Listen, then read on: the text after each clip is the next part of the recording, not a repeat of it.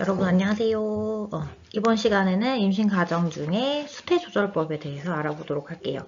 자, 지난 시간에 임신 계획에서 가장 중요한 게 가족 계획을 먼저 하고 임신 계획을 한다고 했는데, 가족 계획에서 아기를 낳을지 말지 여부부터 몇 명을 낳을지, 그다음 터울을 어떻게 할지 이런 걸 조절을 한다고 했잖아요. 그래서 그때 가장 많이 사용되는 중요하게 말할 수 있는 수태 조절법, 다른 말로 피임에 대해서 함께 알아보도록 하겠습니다.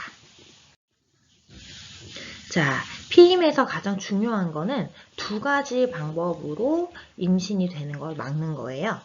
여기 정의가 나와 있는데, 난자와 정자가 수정되지 않도록 인위적인 수단이나 방법을 사용하거나 아니면 착상을 막는 방법이라고 되어 있어요.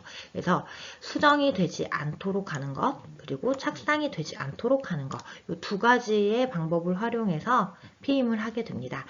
자, 수정이 이루어지는 곳 한번 볼게요. 우리 이 부분 난소, 다음 시간에도 나오겠지만, 난소에서 배란된 난자가 자궁 경부에서 들어온 정자를 만나게 되는, 이게 수정이죠. 그래서 수정을 막아주는 방법이 뭐가 있는지 한번 또 알아보도록 하고, 그리고 수정이 돼서 세포 분열을 하면서 내려온 세포가 착상, 자궁벽에 이렇게 자리를 잡는 것, 이거를 막아주는 두 가지 방법으로 크게 구분을 할 수 있겠습니다. 자, 그러면 피입의 종류를 아까 조금 전에 착상과 수정을 막는 방법으로 한다고 했는데, 대표적인 부분이 여기 크게 이제 구분을 해서 나와 있는데, 이거 한번 보고 남자가 하는 방법, 그리고 여자가 하는 피임 방법, 이렇게 알아보도록 할게요. 자, 먼저 자궁내 장치라고 하는 뒤에 이제 자세하게 나올 거기 때문에, 이런 방법은 일단 착상을 막아주는 게 우선이고, 그 종류에 따라서는 호르몬이나 구리에서 나오는 이온 성분을 이용해서 배란을 좀 억제시켜주는 역할도 합니다. 그리고 배란을 억제하게 되면 당연히 난자가 없기 때문에 수정이 되지 않겠죠. 강아지가 올라와가지고. 그리고 또 하나는 아예 애초에 정자가 들어오는 것을 막아주는 그런 방법. 그리고 마지막으로 영구불임법이라고 해서 난관을 막거나, 난관을 막거나 아니면 정관을 막아서 수정 자체를 막아주는 그런 방법도 있어요. 자, 그럼 피임을 어떤 방법으로 할 건지 선택하기 전에 고려할 사항인데요. 한번 쭉 읽어보시면 되겠고요. 자, 피임 성공률이 굉장히 중요하죠. 우리가 피임을 하려면 100% 아이를 낳지 않기 위해서 하는 거기 때문에 아무래도 확률이 높은 방법을 사용을 해야 돼요. 자, 여기 난관불임수술, 그리고 정관불임수술은 말 그대로 영구적인 피임 방법인 것처럼 당연히 거의 100% 가깝게 피임이 확실하게 되는 거고, 경구피임약, 자궁내 장치, 피하 이식제, 피임 주사제, 콘돔 이런 것들은 거의 확률이 높은 그런 피임 방법입니다. 근데 여기 나와 있는, 이게 지금 조금 잘렸는데, 이게 응급피임약이에요. 자, 응급피임약은 관계 후에 먹는 피임약이기 때문에 당연히 시간에 따라서 혹은 아무리 빨리 먹게 돼도 확률이 매우 떨어지는 방법이에요. 그리고 여기 나오는 것처럼 성별에 따라서 피임의 종류를 알아볼 텐데, 당연히 여성의 몸에서 임신이 이루어지기 때문에 여성이 할 수 있는 피임의 종류가 훨씬 많겠죠. 경구피임약, 루프, 미레나, 임플라논, 살정제, 난관수술, 이거는 같이 한번 배워볼 거고요. 페미돔은 간단하게 설명하고 넘어가도록 하겠습니다.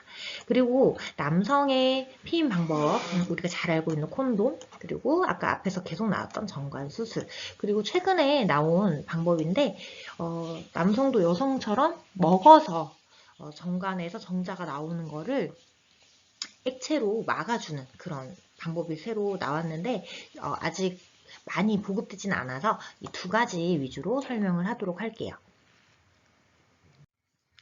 자, 먼저 콘돔이에요, 콘돔. 콘돔은 다 알고 있겠지만 학습지 같이 보면서 채워보도록 할게요. 올바르게 사용만 하면 앞에서 봤던 것처럼 99% 이상의 피임 효과가 있고, 이 사실 콘돔에서 중요한 거는 피임 효과보다는 성병 확산을 예방하는데 거의 유일한 방법이기 때문에 직접 접촉을 막아주잖아요. 그렇기 때문에 매우 중요한, 그리고 앞으로 계속 나올 그런 피임 방법입니다. 이 콘돔을 사용할 때 주의사항인데요. 반드시 발기된 음경에 씌워야 되고, 그리고 사용하기 전, 씌울 때 가장 끝부분에 살짝 비틀어서 납작하게 해서 공기를 뺀 후에 사용을 해야 되고, 그 다음에 사전 끝난 후에 정자가 새어 나오지 않도록 조심스럽게 빼내야 됩니다. 그리고 이제 중요한 거, 재사용은 절대 되지 않습니다. 재사용하게 되면 당연히 찢어질 수도 있고, 효과가 매우 떨어지기 때문에 절대 사용해서는 안 되는 것. 우리 콘돔 그러면 뭔가 어른들만 사용할 것 같다라고 생각을 하는데, 사실 콘돔을 구하기는 굉장히 최근에는 이제 편리하죠. 편의점에서도 팔고 큰 마트에서도 팔기 때문에, 그리고 연령 제한, 사는데 구입하는데 연령 제한이나 이런 게 전혀 없어요. 그래서 누구나 쉽게 그리고 간단하게 일회성으로 사용할 수 있는 방법이라 많이 권장하고 있는 그런 피임 방법이에요. 그리고 남자가 할 수 있는 영구적인 피임 방법, 정관수술이죠. 적혀있는 것처럼 영구적인 피임 방법이고, 아예 정관이 나오는 길을 차단해서 정자의 배출을 막는 그런 방법입니다. 자, 여기서 오해가 가끔 있기도 한데요. 정관수술을 해서 정관을 차단한다 그러면 뭔가 발기 자체가 안 되거나 성기능에 지장이 있을 거라고 생각하는 사람들도 있는데, 절대 그런 거는 관계없고 오로지 정자만 나오는 걸 막아줍니다. 정액도 나오죠. 정액은 당연히 원래대로 나오게 되고요. 그리고 원한다면 보건수술도 가능한 그런 방법이고, 시술의 방법도 여성이 하는 난관수술보다 훨씬 간단하고 시간도 간단하고, 그 다음에 통증도 적기 때문에 영구적인 피임을 해야 되는 경우에는 여성이 난관수술을 하는 것보다는 정관수술을 하는 것이 비용적으로도 그렇고 편리한 방법이라고 할 수 있습니다. 여기 나오는 것처럼 정관을 절제해서 묶거나 잘라주는 그런 방법으로 하는 방법이 정관수술입니다. 자, 여기서부터는 여성이 하는 피임 방법이에요. 먼저 경구피임약, 다른 말로 먹는 피임약이라고도 하는데, 우리가 절대 헷갈리면 안 되는 거, 응급피임약. 응급피임약도 먹는 거기 때문에 우리가 같은 거라고 생각할 수 있는데 절대 다른 거죠. 응급피임약은 또 다른 말로 사후피임약이라고도 하기 때문에 요 가장 큰 차이는, 경구피임약은 관계 전에 꾸준히 먹어서 아예 배란을 억제시키는 방법이고, 응급피임약은 말 그대로 사후, 관계 후에 급한 상황에 먹어서 착상이 되지 않도록 해주는 그런 방법입니다. 그래서 완전히 다르다는 사실. 그리고 아까 설명했던 것처럼 응급피임약은 피임의 성공률이 매우 떨어지기 때문에 진정한 피임 방법이라고 할 수 없어요.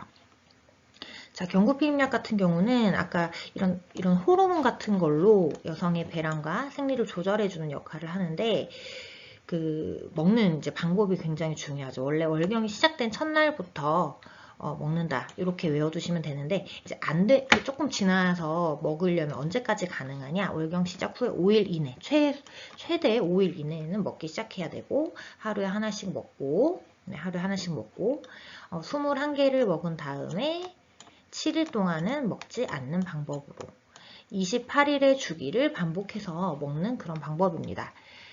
자, 문제는 이제 고혈압이나 당뇨, 간염이 있는 그런 여성들은 좀 부작용이 있을 수 있어서 좀 사용을 다른 방법으로 해야 되고, 사용하지 말아야 되고, 그 다음에 이 피임약을 먹게 되면 아까 배란과 생리를 조절한다고 했는데, 배란이 되는 것을 막으면서 또 하나가 자궁 경부에 있는 점액을 끈끈하게 해서 정자가 통과하는 자체를 좀 어렵게 만들어주는 그런 역할을 하는 그런 방법이에요. 그래서 이것도 복용 방법만 잘 지키면 거의 99% 피임이 확실한 그런 방법입니다. 지금 선생님이 QR코드 2개를 해놨는데 왼쪽 거는 콘돔과 경구 피임약에 대한 거고 네, 오른쪽 거는 9가지 정도 피임 방법이 나와 있는 유튜브 내용이에요. 그래서 시간 되실 때 이거 반드시 시청을 하고 학교 와서 선생님이 관련된 거 질문을 하도록 하겠습니다. 자, 그리고 루프예요. 루프는 경구 피임약은 배란 자체를 억제시켜서 수정이 되는 것을 막아준다라고 한다면 루프는 자궁 내에 구리 선이 감겨 있는 이 T자 모양의 기구를 넣어서 수정란이 이 자궁 내 벽에 착상되는 것을 막는 그런 방법입니다.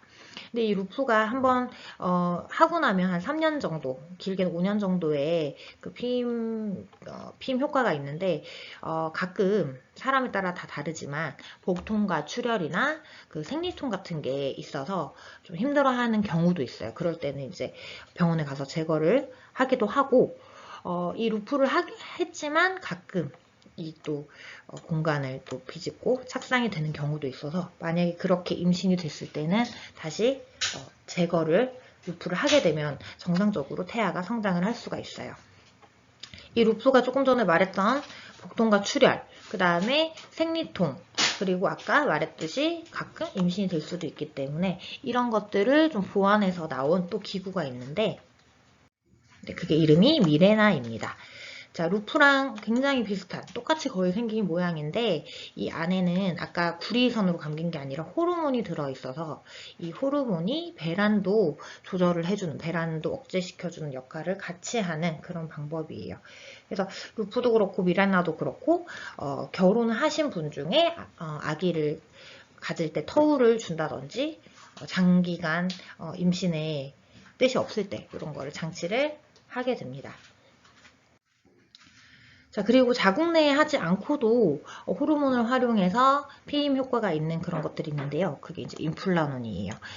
이거는 어디에 넣느냐 하면 피하 지방, 여기 팔뚝 밑에 살, 여기 안쪽에 넣어서 좀 약간 큰 바늘이라고 생각하면 되는데 이 안에 이제 호르몬이 이제 농축이 되어 있고 이걸 넣게 되면 배란을 억제시켜서 피임 효과가 있는 그런 방법이고 효과가 약 한 3년 정도 지속이 되는 좀 길게 할 수 있는 그런 방법이에요. 좀 넣을 때 좀 아프기도 하고 하지만 넣고 나면 그렇게 티도 나지 않고 효과가 매우 우수해서 최근에 이제 많이 사용하는 방법이기도 합니다. 참고로 모든 피임 방법에는 부작용, 특히 여성이 하는 피임법은 부작용이 있기 마련이기 때문에 그런 내용들을 좀 알아보고 피임을 하는 게 좋겠죠, 당연히. 자기 몸 상태에 맞게끔 상황에 맞는 그런 방법을 선택을 하셔야 됩니다. 자, 그리고 살정제. 이 살정제는 뒤에 나오겠지만 완벽한 방법은 아니에요.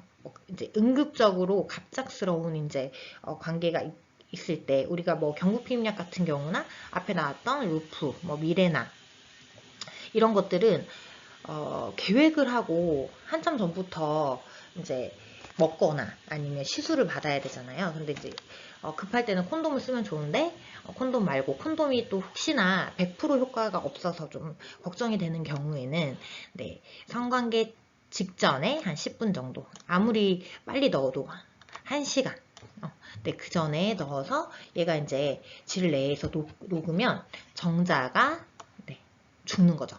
정자가 들어오면서 죽기 때문에 수정을 막아주는 그런 피임 방법이에요. 그래서 요거는 단독으로 사용하는 거는 옳지 않죠. 효과가 그러니까 피임 그 확률이 높은 편이 아니기 때문에 단독으로 사용한다기보다는 아까 말했던 것처럼 콘돔하고 같이 쓴다든지 이런 방식으로 다른 방법하고 함께 사용하는 그런 방법이라고 생각하시면 됩니다. 자, 그리고 여성의 영구적 피임 방법 중에 난간 수술이 있는데, 자, 난간 수술은 말 그대로 난자의 통로의 나팔관을 묶거나 자르는 방법이에요. 이런 식으로 절단하거나 링을 씌우거나 묶는 이런 방법인데, 결국 이 난관이 있는 곳은 여성의 복부에 있기 때문에 복부를 절개해서 시술을 하는 거라 상당히 좀 어렵고 비용도 비용이지만 통증이 상당하겠죠. 그래서 보통 이제 일반적으로 많이 한다기보다는 아기를 더 이상 출산하지 않을 부부들, 출산을 내가 가족 계획을 했던 자녀의 수만큼 다 출산을 하고 난 이후에 완전히 영구적으로 하는 그런 피임 방법이라고 생각하시면 돼요. 자, 아까 이제 설명하다가 선생님이 이제 혹시나 불안해가지고 한 번 더 얘기를 하는데, 이런 방법은 절대 올바른 피임 방법이 아니다라는 거 한 번 더 언급을 해야 될 것 같아요.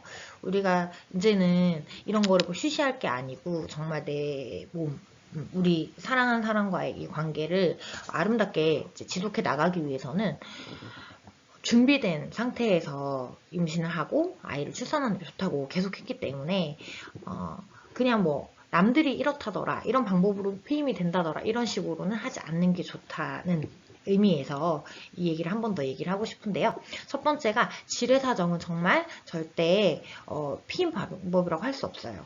성공 확률이 매우 떨어지기 때문에 안 되고, 살정제도 아까 말했던 것처럼 70%에서 80% 정도의 효과밖에 없어요. 피임 효과가.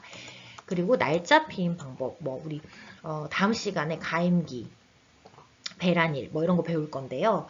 이런 거 가지고 안전하다라고 할 수 없는 게, 우리 몸이 항상 건강하고 일정한 상태가 아니에요. 피곤하거나 상황에 따라서 호르몬 변화가 그때그때 달라지기 때문에 나는 항상 생리 주기가 정확한 편이야 하지만 이게 또 안 맞을 수 있기 때문에 이런 방법으로 하는 것은 옳지 않고, 마지막으로 아까 말했듯이 응급피임약을 말 그대로 정말 응급시에 사용하는 피임 방법이기 때문에 효과가 매우 떨어지는 방법이라, 이런 방법으로 피임을 한다는 것은 좀 잘못됐다는 점 알아두시기 바랍니다. 여기까지는 피임 방법이었고요. 자, 이번에는 반대로 임신을 너무 원하는데 안 생기는 경우에 임신을 도와줄 수 있는 시술 방법들을 좀 알아보도록 할게요. 최근에는 정말 불임 혹은 난임인 그런 부부들이 꽤 많고, 최근에 왜 그 외국인 중에 사유리라는 일본인은 결혼 안 했는데 아기는 갖고 싶어서 자신의 난자와 정자은행에서 기증받은 정자로 시험관 아기를 시술을 해서 이제 임신을 해서 이제 출산을 하는 그런 경우가 있잖아요. 그래서 지금 워낙 이제 기술이 많이 좋아졌기 때문에 아기가 안 생긴다고 고민할 게 아니고, 병원에 가서 이런 자기의 상태에 맞는 불임 치료, 난임 치료를 받게 되면 훨씬 원하는 가족 계획, 아니면 자녀를 너무 이제 갖고 싶은 경우에 가질 수 있는 충분한 방법이기 때문에 알아보시면 도움이 되는 경우가 많이 있습니다. 그래서 여기서는 배란 유도, 인공수정, 시험관악 이렇게 적어놨는데, 배란 유도는 말 그대로 배란만 유도하는 거라서 주사를 여자가 맞는 거거든요. 그래서 그거는 빼고 인공수정하고 시험관악에 대해서 좀 설명을 하도록 할게요. 교과서는 29쪽에 나와 있습니다. 자, 먼저 인공수정이에요. 인공수정은 다른 말로 자궁강내 정자 주입술이라고 해요. 그래서 그 정자를 이제 채취했던 정자 중에 이제 건강한 정자를 농축시켜서 그 배란 시기에 맞추어서 직접 자궁 안까지 넣어주는 그런 방법이에요. 아무래도 이런 경우에는 물론 여성이 배란이 딱딱 맞지 않는 경우는 배란 유도 그런 호르몬제를 맞고 하는 경우도 있지만, 그 정자의 수가 충분하지 않다든지 건강한 정자가 많이 없는 경우에 그런 정자만을 이렇게 모아서 하는 방법이고, 뒤에 나오는 시험관 아기보다는 비용이 상당히 저렴하고 통증도 거의 없는 그런 방법이라서 경미한 이제 난임인 경우에는 이런 방법을 많이 쓰기도 합니다. 네, 두 번째 난임 치료 혹은 불임 치료 방법으로 가장 유명한 시험관 아기 방법인데요. 이 시험관 아기는 인공수정보다 훨씬 성공률은 높아요. 하지만 여기 보이는 것처럼 낭자는 난자대로 채취를 하고 정자는 정자대로 채취를 한 다음에, 그 다음에 시험관 안에서 수정을 시키고 그 배양된 그 수정란을 착상이 가능한 상태로 된 자궁 내벽에 이렇게 넣어주는, 착상을 바로 시켜주는 그런 방법이에요. 그러니까 당연히 앞에 나왔던 인공수정보다 확률은 높아지겠죠. 하지만 이 난자를 채취하는 이 과정에서 계속 꾸준하게 호르몬 주사도 맞아야 되고, 이 난자 채취가 굉장히 통증이 커서 수면 마취를 하거나 하는 그런 불편함도 매우 있어서 인공수정 먼저 시도를 했다가 시험관 아기를 하는 그런 경우도 많이 있습니다. 보통 이제 나팔관의 문제 때문에 배란 자체가 좀 잘 안 되는 그런 환자의 경우에 많이 사용하는 방법입니다. 그래서 이거를 하게 되면 거의 뭐 한 30%의 정도의 성공 확률이 되기 때문에 굉장히 높은 편이죠. 네, 이런 식으로 난임 치료를 하기도 하죠. 자, 오늘은 그 수태 조절 방법 피임과 그리고 그 임신을 도와줄 수 있는 시술, 난임 치료에 대해서 배워봤는데요. 중간에 나오는 QR코드도 반드시 찍어가지고 유튜브 보시고 학교에서 만나 뵙도록 할게요. 고생하셨습니다.